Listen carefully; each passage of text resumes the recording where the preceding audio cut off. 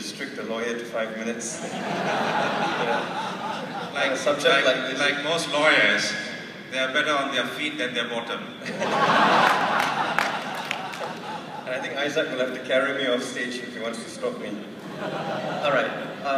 I agree with what's been said earlier, that this is possibly one of the most contentious issues in the country at the moment. What I don't understand is why. And what I find somewhat disconcerting about discussions or seminars like this, while I appreciate the sentiments of the speakers before me, all three of them, we tend to avoid or dodge the subject that we have a constitution. And that constitution was put in place in 1957. And in that constitution it says that the constitution is the supreme law of the land. And that's the end of the discussion. And that should be the end of the discussion. So, when we talk of this subject, and this is really my first point, when we talk of this subject, what we're actually doing is discussing whether we want to abide by constitutionalism or not. Because the conversation has gone from one which was about the Constitution from 1957 to about the mid-90s, when the Islamization campaign started more aggressively at the hands of UMNO, to one which is now, what is the social, the role of Islam in society, a revisionist perspective of constitutional law. In effect, a backdoor method to try and change the basic structure of the society. And that's really what the debate's about. And I think it's important to understand why it is that debate has started.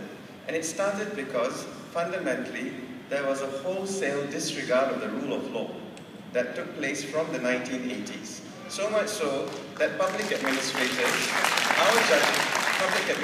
our judges, and a wealth of public individuals just don't seem to get it that the line between politics and governance has been completely erased. So, in that sphere, and this takes me to my second point, in that sphere, ideologues have emerged. We have the somewhat, I was going to be rude and use a pejorative term, but I won't say that. We have this highly insightful ministers who say things in the newspapers all the time. Some of them particularly remarkable. And you know, ultimately what it is that this society defines itself, it depends on what the NST decides to print on the front page of the paper. So you know, if tomorrow Nazri says we're a bunch of Martians, well, so be it. You know, we'll be discussing what the religion of Mars is. Because that's the reality of this. So the question is, in this context, and this is my second point, who are the victims? Who are the victims of this blurring of the lines?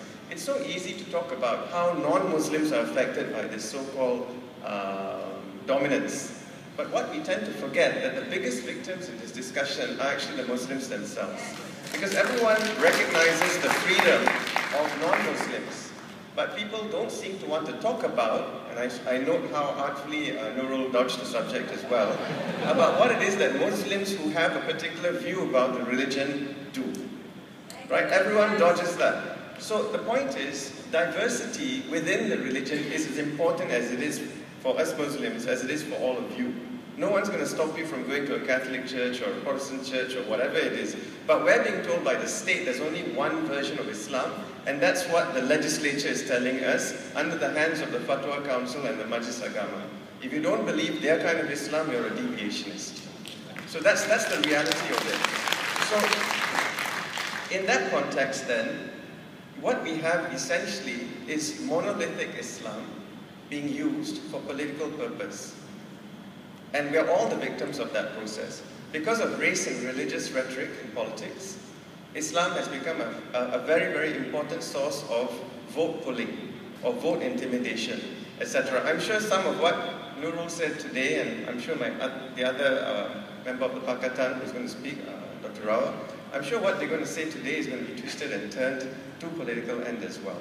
But that's the reality, that at the end of the day, what we're actually dealing with is a political construct that has reduced religion into just this us and them discussion, and we don't give any credence to the nuances of the religion in any form.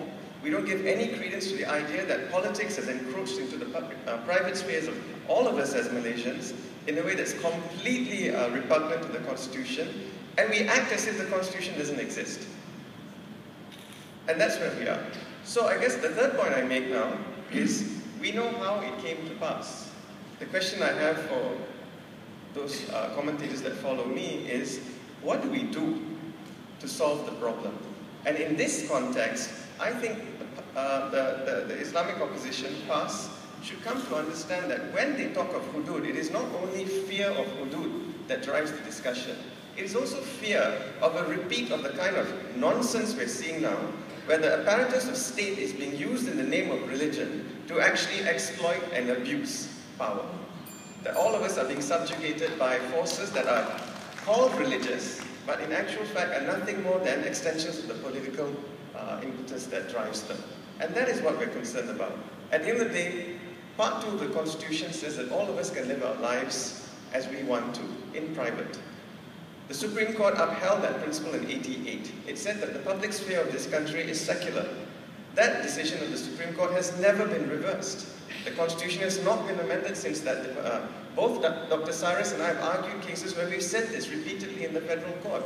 But somehow, when Nazri speaks, or Najib speaks, or whoever it is speaks, all of this doesn't seem to matter, because it becomes a might is right scenario. And that cannot be accepted. So we know what's caused it. I guess we'll have to think about what we want to do to solve it. Thank you.